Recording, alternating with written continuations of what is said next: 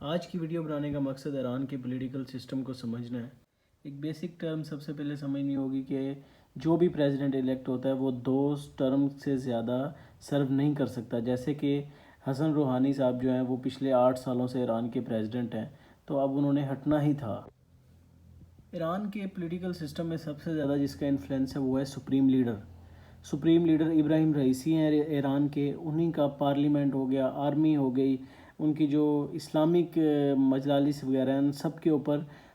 Supreme leader کا control ہوتا ہے۔ صرف اتنا ہی نہیں، جو اسمبلی آف ایکسپرٹ ہوتی ہے جس کو تقریباً ہر 8 سال کے بعد دوبارہ چنا جاتا ہے، سب سے زیادہ سپریم لیڈر کے بعد انفلوئنس جو ہوتا ہے وہ اسمبلی آف ایکسپرٹ کا ہوتا ہے، کیونکہ یہ 2 ٹرمز کے بعد دوبارہ سلیکشن ہوتی ہے ان کی، کیونکہ اگر ایک ٹرم میں ایک پرٹیکولر پارٹی کی جو بھی انڈیویجولز ہیں وہ اگر زیادہ ہو گئے تو یہ خود بخود ہی ان کا انفلوئنس ایک کنٹری کے اندر بڑھ جائے گا۔ ابراہیم رئیسی 2019 سے ایران کے جو ہیں وہ سپریم لیڈر ہیں، چیف جسٹس کہہ لیں آپ، تو اس الیکشن کے ہونے سے پہلے ہی واضح طور پر تھا کہ یہ الیکشن بھی ابراہیم رئیسی ہی جیتنے والے ہیں، اور اس دفعہ جو ایران کا ووٹر ٹرن آؤٹ تھا وہ سب سے کم تھا۔ پچھلے جتنے بھی ٹرمز ہوئے، پچھلے جتنے بھی الیکشنز ہوئے، کووڈ کی وجہ ہو یا جو بھی ہو، سب سے زیادہ کم ٹرن اوور اس دفعہ ایران کے الیکشنوں میں آیا۔ ایون کہ جب کوئی کیبنٹ فیصلہ کر لیتی ہے تو پریزیڈنٹ اگر اپنا فیصلہ اناؤنس کرنا چاہتا ہے، پھر بھی سپریم لیڈر اس فیصلے کو روک سکتا ہے، اس فیصلے کو دوبارہ کنسیڈر کرنے کے لیے کہہ سکتا ہے یا اس کو بالکل ہی غلط کہہ سکتا ہے۔ اتنی زیادہ پاور ہے سپریم لیڈر کی ایران میں۔ یہ ایک بیسک سا سٹرکچر ہے ایران کی پولیٹیکل سسٹم کو سمجھنے کے لیے۔ جو ووٹر ہوتے ہیں وہ 290 ممبر اور 88 ممبر، جو 290 ممبر ہیں یہ اسلامک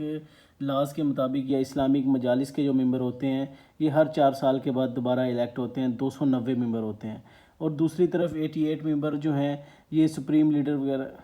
دوسری طرف جو ووٹر ہیں وہ ہر 8 سال کے بعد جو ایکسپرٹ کی ٹیم ہے یا اسمبلی ایکسپرٹ جو میں آپ کو پہلے بتا چکا ہوں، جن کا کام اگلے سپریم لیڈر کو بھی چننا ہوتا ہے، وہ یہ 8 سال تک اس کیبنٹ میں رہتے ہیں۔ ان کا سب سے زیادہ انفلوئنس ایران کے پولیٹیکل سسٹم میں ان کا اور سپریم لیڈر کا ہوتا ہے، پریزیڈنٹ کا بھی ان سے کم ہوتا ہے۔ اس کے علاوہ جب ووٹر جو ہیں وہ 290 اور 88، جو 290 والے ہیں یہ تو ہر 4 سال کے بعد آتے ہیں۔ جب بھی کوئی فیصلہ ہوتا ہے تو پہلے یہ فیصلہ پاس کرتے ہیں، تو اس کے بعد جو اسلامک مجالس والے ہوتے ہیں یہ بھی اپنا ایک قانونی حساب سے اس کو بیٹھ کے ہیڈ آف جوڈیشری کے تھرو ان سارے کو، یا گارڈین کونسل کے تھرو اس کو سارے کو پروسیجر کو فالو کرتے ہیں۔ جو 12 ممبر ہوتے ہیں ان کے وہ بیٹھتے ہیں، پورا فیصلہ دیتے ہیں، آیا کہ یہ فیصلہ کرنا چاہیے، کوئی بھی فیصلہ ہو سکتا ہے ان کا پولیٹیکلی۔ اس کے بعد یہ جو فیصلہ یہاں پر آتا ہے یہ انہی ایکسپرٹ کے تھرو ہو کے آ رہا ہوتا ہے، اور جب اس کے بعد یہ فیصلہ پریزیڈنٹ اگر اناؤنس کرنا چاہتا ہے تو کر سکتا ہے، لیکن سپریم لیڈر پریزیڈنٹ کو بھی روک سکتا ہے۔ اور ان سب سے اوپر ایک ایکسپینڈنسی کونسل ہوتی ہے جس کا کام سپریم لیڈر کو مشورے دینا ہوتا ہے، مطلب وہ سپریم لیڈر کی گائیڈنس کے لیے ہوتی ہے۔ تقریباً اس کے 39 ممبر ہوتے ہیں۔ اس کا کام ہے اس کی پاور، جو بھی اس کے گارڈز ہیں، اس سارے سپریم لیڈر کے معاملات کو ایکسپینڈنسی جو کونسل ہے وہ دیکھتی ہے۔ اب صرف اتنا ہی نہیں،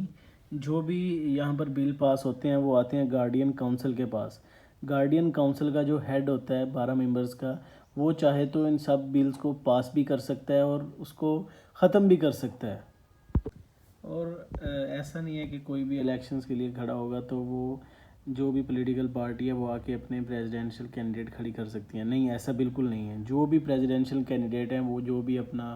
پرفارم ہے، جو بھی ان کے پرٹیکولر تھنگز ہیں وہ گارڈین کونسل کو دیں گے، گارڈین کونسل اس کو ریویو کرے گی، اس کے بعد وہ اس کو پاس کرے گی کہ آیا کہ اس کو پریزیڈنشل الیکشن میں کھڑا ہونا چاہیے یا نہیں۔ تو ان سب سے جو بات واضح ہوتی ہے وہ یہی ہے کہ سپریم لیڈر کا ایک ڈکٹیٹرشپ کہہ لیں یا جو بھی کہہ لیں، ایک سپریم لیڈر کا پوری کنٹری کے اوپر انفلوئنس ہوتا ہے، پریزیڈنٹ کے اوپر بھی۔ تو اب جو 2019 میں سپریم لیڈر تھے ایران کے ابراہیم رئیسی نے اپنے آپ کو کھڑا کیا تو واضح تھا کہ سپریم لیڈر ہی یہ الیکشن جیتنے والے ہیں، تو آج وہ الیکشن جیت چکے ہیں۔ تقریباً باقی جتنی بھی پارٹیز تھیں سب اناؤنس ہو گیا، بریکنگ نیوز آ چکی ہے کہ ایران کے نئے پریزیڈنٹ ابراہیم رئیسی ہیں۔ تو یہ تھی ایک چھوٹی سی ویڈیو ایران کے پولیٹیکل سسٹم کے اوپر، اگر اچھی لگے تو ضرور لائک کیجیے گا۔